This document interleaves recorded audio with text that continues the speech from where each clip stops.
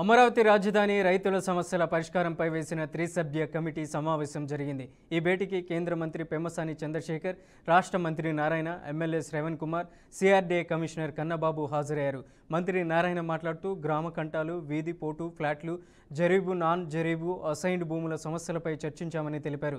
గ్రామ కంటాల ఫ్లాట్ల నిబంధనల verification, road సూల ఉన్న ఫ్లాట్ల మార్పుపై చర్యలు తీసుకుంటామన్నారు.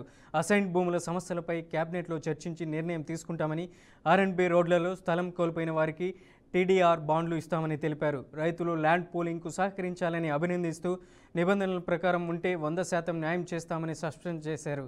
ఈ సందర్భంగా డిసెంబర్ 3న కోర్టు కేసులు విత్డ్రా అయితే వెంటనే భూసేకరణకు వెళ్తామని, ఇప్పటికైనా ల్యాండ్ పూలింగ్కు ముందుకు వచ్చి రైతుల వద్ద భూమి తీసుకుంటామని మంత్రి నారాయణ అన్నారు.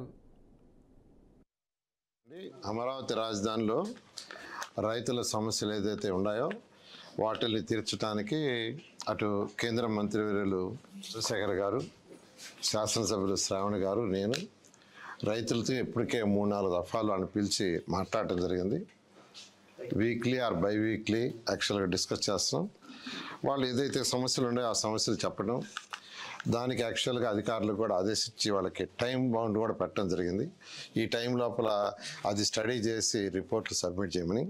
ఇక్కడ మెయిన్గా ఎక్కువగా ఏంటంటే గ్రామ కంటాల్లో కొందరికి అన్యాయం జరిగిందని, దానికి యాక్చువల్గా ప్రతి ఒక్కరికి ఇంతవరకు ఎవరికైతే గ్రామ కంటాల్లో ప్లాట్లు ఇచ్చారో వాళ్ళు ఎన్ని వెరిఫై చేయమని యాక్చువల్గా ఆ యొక్క అధికారులకు ఆదేశించారు. దానికి కూడా టైం బౌండ్ 1 month యాక్చువల్గా మంత్రి గారు చెప్పడం జరిగింది.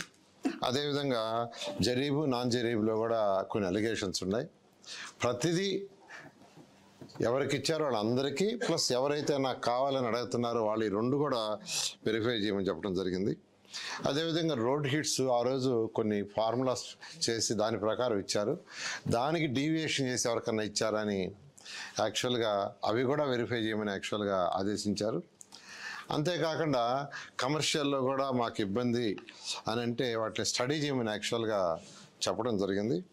ఇది కాకుండా లంకా ల్యాండ్స్ అయితే ఆల్రెడీ రిజిస్ట్రేషన్ జరుగుతున్నాయి. ఎక్కడైతే లంకా ల్యాండ్స్లో ప్లాట్ అలాట్ చేశారో అవి రోజు 10-15 రిజిస్ట్రేషన్ జరుగుతున్నాయి. అది ఇబ్బంది లేదు. అయితే అసైన్ ల్యాండ్స్ ఏదైతే ఉందో స్టేట్ మొత్తం అసైన్ ల్యాండ్స్ని స్టడీ చేయమని ఒక కమిటీ చేశారు. హానరబుల్ రెవెన్యూ మినిస్టర్ యొక్క ఆధ్వర్యంలో నేను కూడా దాంట్లో మెంబర్ ఉండా. ఇప్పటికే అనేక దఫాలు